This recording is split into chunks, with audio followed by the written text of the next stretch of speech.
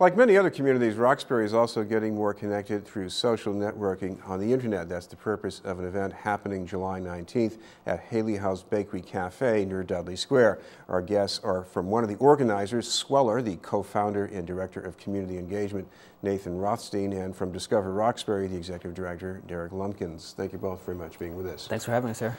So which of you gentlemen came up with the idea for this for us to? I'll credit Nathan. Nathan, what's going on here? So we at Swellr, we had done an event at the Haley House Bakery about a month ago, and it was amazing to see the different kind of people that had come out, and people were really engaged and doing really interesting things. So talked to Bing and talked to Derek about getting more people there and really allowing people who would normally not be under the same roof to connect with each other. Derek, what's the benefit of getting people more connected? Roxbury just has so many different people, so many different organizations, all doing something in the same neighborhood with the same group of people. But we just don't talk. There's just not enough communication going on. People sort of pass by each other. We might see each other at Haley House or at some other locations, but we just don't get an opportunity to sit down and really discuss what's going on and talk about ways in which we can collaborate. So this is an opportunity for a lot of us who are there or who are interested in doing something in Roxbury to get together, talk about ways in which we can collaborate, and use Twitter to continue those collaborations and conversations further. Nathan, tell me about your group. And your group, Swellr, is only one of the organizers here. So tell the story. So Swellr is an online marketplace to fund education needs by shopping local. So you basically buy gift certificates on our website from participating locally owned businesses, and a percentage of your purchase goes to whatever teacher project you care about. So teachers, if they need money for books in the classroom or transportation costs for field trips, this is a way for them to fundraise. And we're all about connecting different groups and communities, and through those connections, empowering those communities. So let's say you've got a kid at the Dearborn School. So how do you get that connection to fall into place? So a teacher of that kid would say, I'm trying to raise money for 15 books for a lesson plan that I'm trying to do. So that teacher posts a project, and instead of asking people to donate directly to that project, she says, why don't you buy gift certificates on Swellr.com from different local restaurants, and a percentage will go to that project. Derek, what do you think the main holdup is for getting people more connected? Is it that it's hard to figure out how to do this, or it's hard to feel that it's worth it? I think people feel that it's worth it, and I think that shows just in the number of collaborators that we have and the number of RSVPs we've had so far. I think we're all just so busy, and technology, as much as it allows us to communicate across distances and time, also disconnects us as well, because we don't necessarily have to all be in one place at one time. We can just communicate through Twitter or through Facebook or through some other means. So I think people just need to really remember, sometimes the human element is important, and it's worth getting together to meet and talk face to face and to build those personal relationships. Nathan, talk about the things that people can do with this kind of networking, because it is a kind of a power. So what does it let them do, at least do better?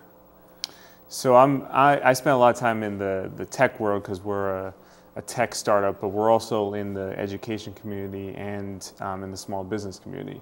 So trying to put those three things together is really what we're about. And I think a lot of times when people have events, they have events downtown or in the new innovation district, but Roxbury is really the heart of the city, and it has a great history that a lot of people who are doing different things around Boston should know about. And the Haley House is a really interesting place.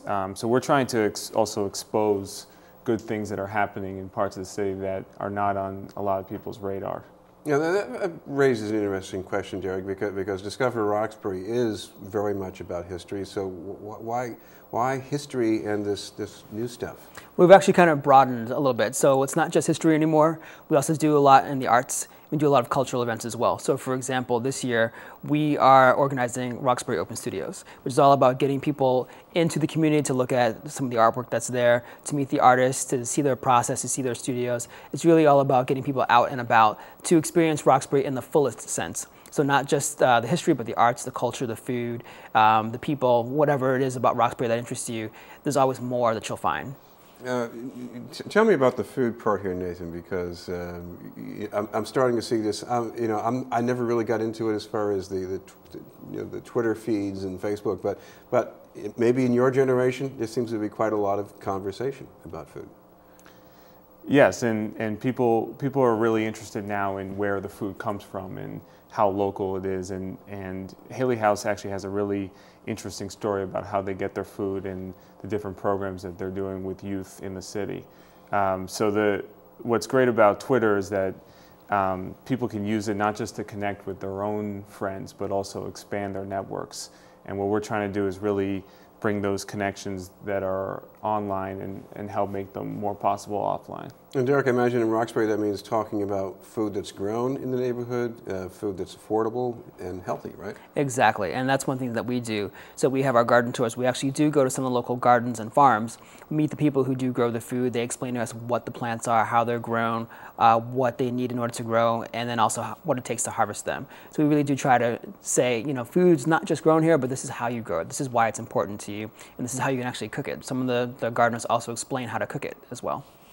So talk a little bit, Nathan, about what you're going to show people at this meeting, aside from letting them get to know each other and start taking down email addresses. Yeah, so one of the things we're doing, which is interesting, it's the first time this event like this is going to happen in Boston, but it's called Dear World. And it started around the Super Bowl in New Orleans, where people in New Orleans, I had spent time there, and people in New Orleans had gone through so much, so they were always looking for ways to show their commitment to the city and to each other. So people started writing on their hands their love note to the city. So we were going to have people writing their love note to the community and why they support the community. So it'll be an interesting display, and there'll be a lot of great photos that will come out of it. And of course, Derek, one of the advantages, once you know how to do this stuff, you go to an event, you feel kind of excited about it, and you're still excited when you go home, so you tweet some more, right? Right, you tweet some more. You make sure you get those Twitter handles before you leave, so that way you can continue staying in touch with those folks who you were in touch with, and you can keep those conversations going over a longer period of time. So it's all about building those connections and keeping the conversation going and building new connections and new collaborations. And we should have one more reminder on the time and place. It's at Haley House Bakery Cafe on Tuesday, July 19th from 5:30 to 8 p.m. All right, thank you very much, Derek Lumpkins and Nathan Rothstein. We'll be back in a moment after this message.